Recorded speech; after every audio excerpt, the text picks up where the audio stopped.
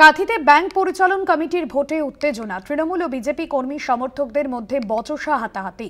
তৃণমূল কর্মীদের গালাগালি দেওয়ার অভিযোগ বিজেপির বিরুদ্ধে। ঘটনাস্থলে কাঁথি থানার পুলিশ। কাঁথিতে ব্যাংক পরিচালন কমিটির ভোটে উত্তেজনা পরিস্থিতি। তৃণমূল ও বিজেপি কর্মী সমর্থকদের মধ্যে বচসা হাতাহাতি।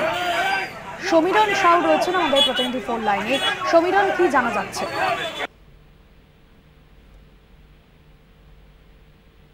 সমীরণ, শোনা যাচ্ছে? হ্যালো,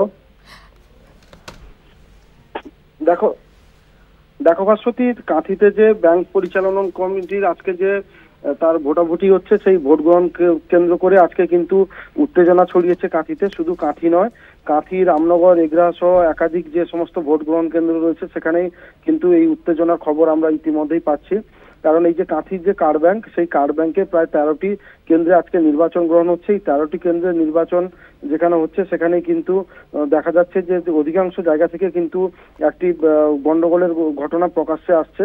কোথাও বিজেপি কর্মীদের বুথ ভাঙচুরের ঘটনা আসছে, আবার কোথাও সেখানে দেখা যাচ্ছে যে শাসক দলের যারা কর্মী রয়েছে তাদেরকে বিজেপির পক্ষ থেকে কটূক্তি করা হচ্ছে, এমনটাই কিন্তু জানা যাচ্ছে। যেক্ষেত্রে আমরা দেখলাম কাঁথিতে সকাল থেকে কাঁথিতে কিন্তু এই রাজনৈতিক উত্তাপ বাড়ছিল। সেক্ষেত্রে কাঁথির যে কার্ড ব্যাংক রয়েছে, এই কার্ড ব্যাংক কে দখল করবে সেটা নিয়েই কিন্তু এই উত্তেজনা। কারণটা হচ্ছে এখানে প্রায় 23 বছর ধরে রাজ্যের বর্তমান বিরোধী দলনেতা শুভেন্দু অধিকারী এখানে চেয়ারম্যান ছিলেন। তো কার্যত সেক্ষেত্রে বিজেপি যেমন মরিয়া হয়ে রয়েছে এই কার্ড ব্যাংকের বাগডোর হাতে নিতে, তেমনই কিন্তু শাসক দল অর্থাৎ তৃণমূল কংগ্রেসও কিন্তু মরিয়া হয়ে রয়েছে এই কার্ড ব্যাংকের বাগডোর তাদের হাতে নিতে।